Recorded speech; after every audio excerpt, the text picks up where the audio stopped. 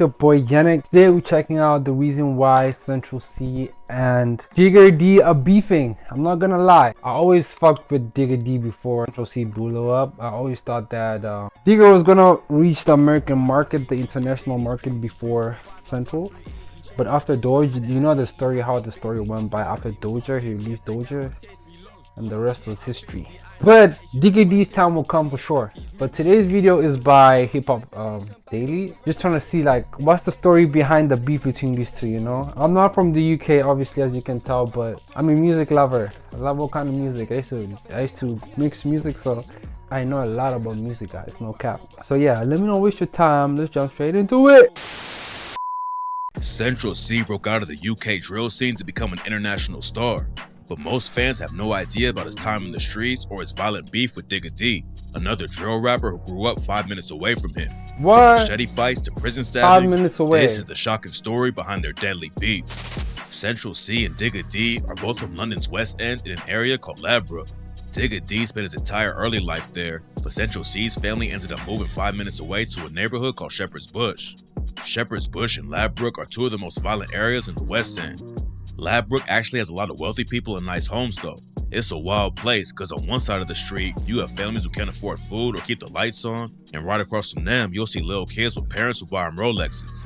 Back in the day, both areas were under the umbrella of one gang called 916. It's not clear what went down behind the scenes, but at some point they had an internal beef and ended up splitting the hoods apart.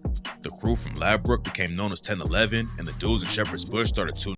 I have heard something similar about Digga D's past encounters with the police. I think it was with the gang with Unknown T. I'm not sure what went down there, but yes, something along those lines. Two gangs called 12 World and 12 Anti. Even though they're technically two different sets, 12 World and 12 Anti are clicked up heavy and share the same ops. Central C and Digga D also went to the same school for a while, but they was a couple of years apart, and Digga ended up getting kicked out pretty early after he got caught with weed. C was always surrounded by street activity, but he actually tried working a legit job before hopping off the porch. C started working at a shoe store, but it ain't take long for him to realize that the real money was in the trenches. After just 3 weeks, he knew that working retail wasn't going to support the kind of lifestyle he wanted, so he bounced and started moving weight instead. Around the same time, C was already trying to make it in the music industry. He came up listening to reggae, dancehall, and American rap that his dad would play when he visited, and C started combining it all to try and find his own sound. Digga D got an early start with rap too. His parents introduced him to a lot of Jamaican reggae, and Digga started writing his own music at around 12 years old. He didn't have a stable childhood at all though, and spent a lot of time at a place called the Herald Club. The Herald Club is a center for disadvantaged kids. I think Digga D also used to play soccer at some point, right? Back in the day.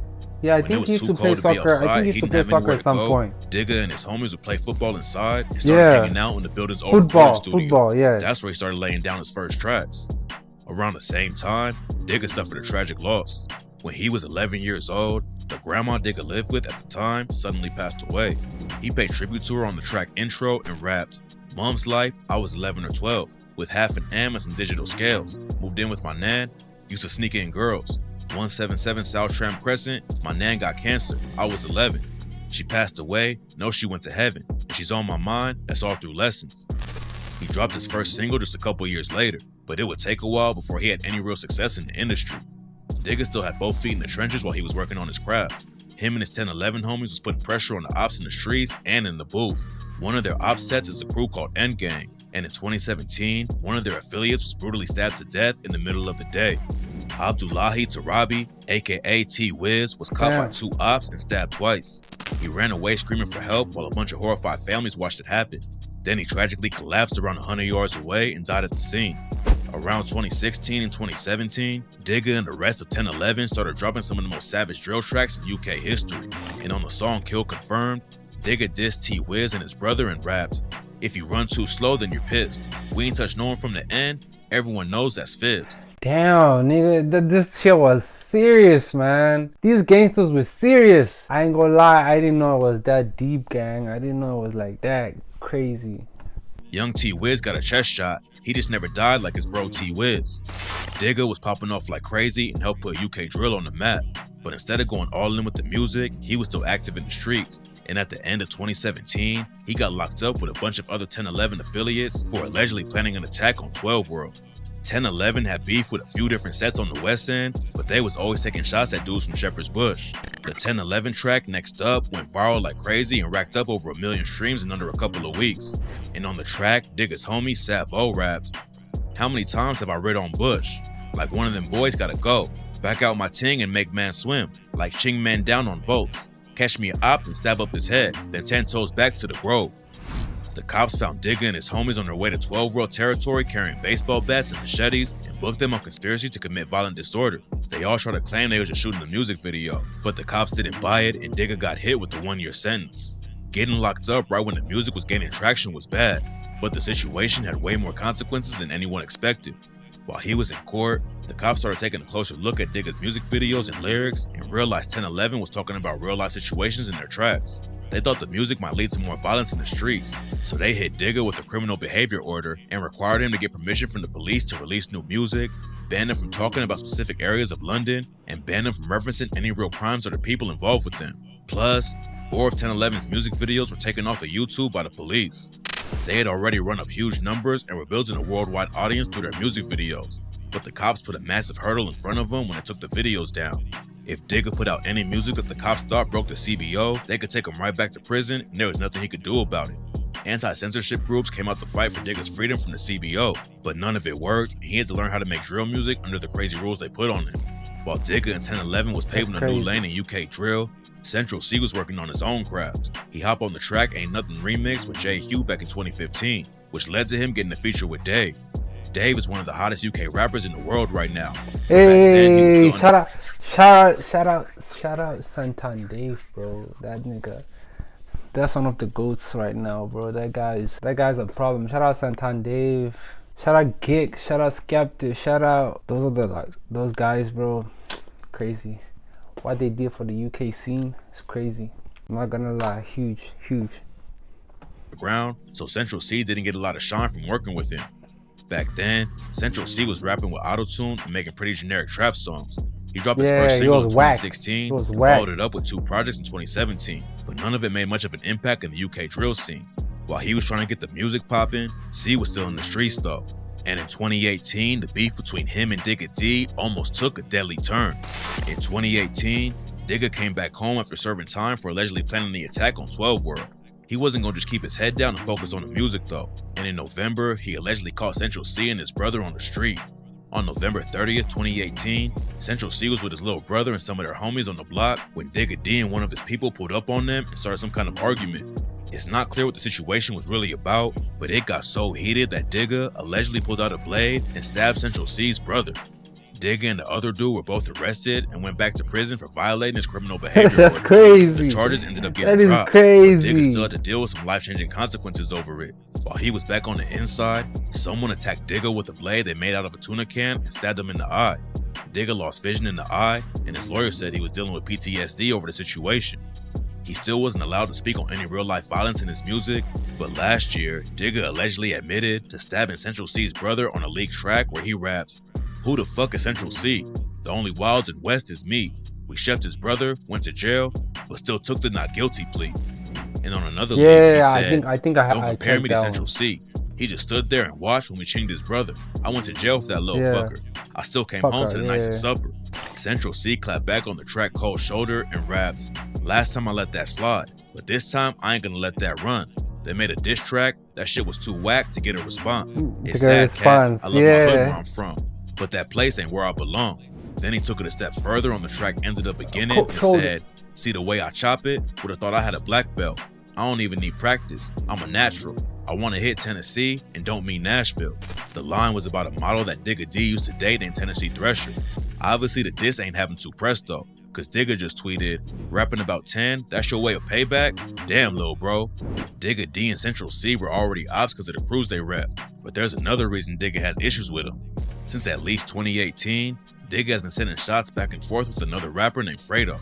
It's not clear where it all started, but one time Fredo went on Instagram Live and said that he's not making music with anyone from Ladbroke Grove. I heard they used to stay across the street. Later, Digga was on live when someone started playing a track from Fredo and Dave. Digga made it clear that he wasn't rocking with either one of them and said to turn it off. See what I'm saying? Man, turn this shit off, man. Then after the news broke that Digga got stabbed in jail, a UK rap page put up a post wishing him well, and Fredo sent a sneak diss by commenting an ambulance emoji. Central C linking up with Fredo and Dave could be one reason that Digga has so much beef with him, but some fans think it all comes from jealousy.